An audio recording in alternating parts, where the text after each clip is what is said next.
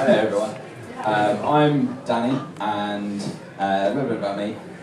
I know I really don't look it, but originally I came from the countryside somewhere. And coming to Dublin for the first time when I came to Trinity was quite a bit of a system shock, really, because you have this thing here in the city that we didn't have down the country. It was this great, amazing thing where you can interact with it and get stuff from it. It's called the internet.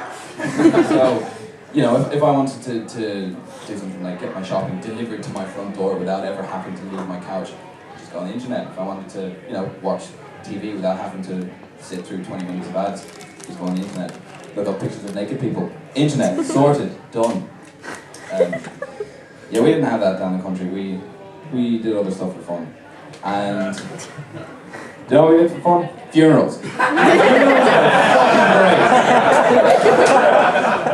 Now, I know a lot of people are saying, oh yeah, funerals are miserable and depressing and weddings are much better. No, weddings you have to deal with sappy people doing sappy stuff off being off in love. It's crap. Funerals, everyone's miserable, you get fed for free, there's plenty of drink, and all you have to do is listen about how great someone's life is. Or was, sorry. My mistake.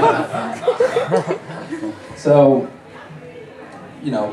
that's the ceremony part of the funeral. But before that, you have the actual burying of the body, putting it in the ground. And that's a great sense of occasion. And I don't know if anyone here has ever been to a funeral, if you've known people who have died. Everyone gets around, and then there's a whole thing of putting a big wooden box into a hole in the ground. It's very symbolic.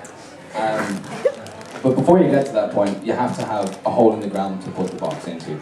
And this requires an awful lot of work beforehand.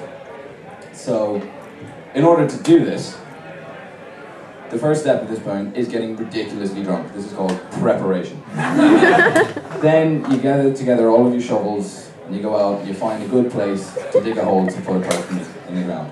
A graveyard is usually a good place to start, but you can find other places. So, when you're in a graveyard, you've probably seen it that everything is very regimented, it's very much in straight lines, very, I don't know, Nazi-ish. So it's very important to keep to those lines, because otherwise everything goes wrong. An example of this is I was helping out at a funeral, and one guy, he was digging this all himself, and he was going mental at it. He was digging away. He had about 10 pints on this stage, and Vincent's like, look him go, he's doing all our work for us. Unfortunately, we did not realise until after that happened that he'd actually dug it crooked and dug into the grave beside him. At which point, the headstone from the grave beside him fell on him and killed him stone dead. So his work truly was a death.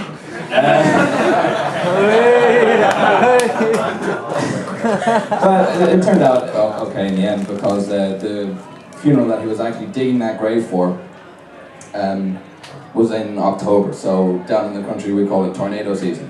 And the roads to the graveyard were all flooded, so we had to get the body there by ferrying it up a river on the back of a barge.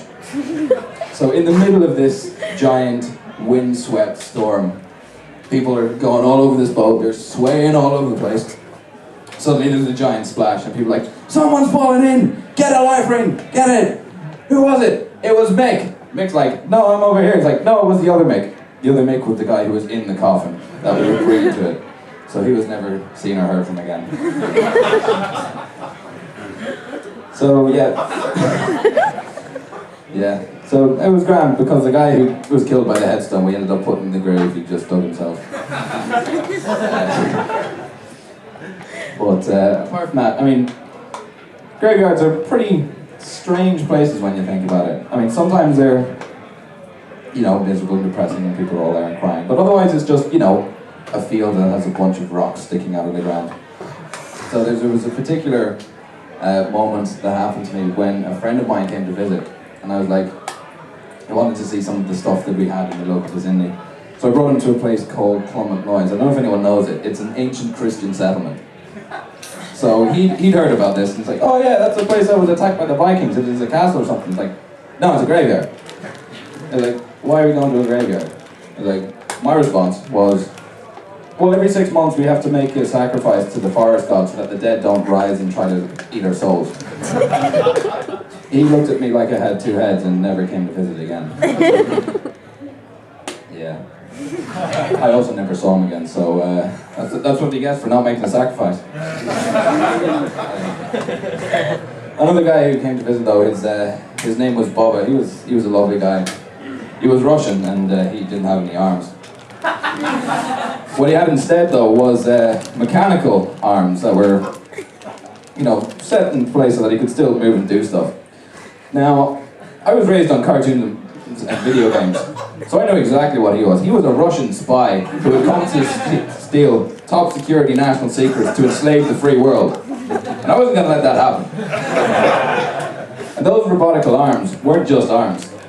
They were secret weapons that could transform into like rocket launchers and grappling hooks and cars and shit. You know, this was proper top level stuff going on. And I was kind of like, okay, so I need to now foil this evil spy's plan.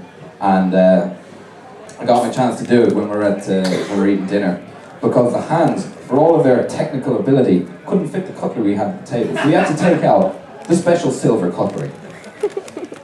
What happened then was, the silver cutlery was magnetized by the robotics of his arm and stuck to his hands. This was a good thing because it meant that he couldn't transform his arms into something more sinister. But it was a bad thing in that our cutlery stuck to his hands and it was something we had to keep.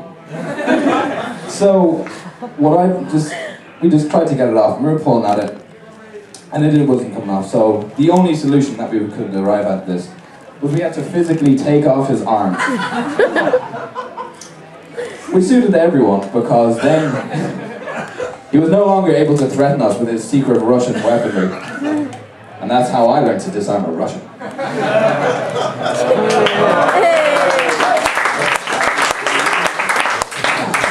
Thank you very much.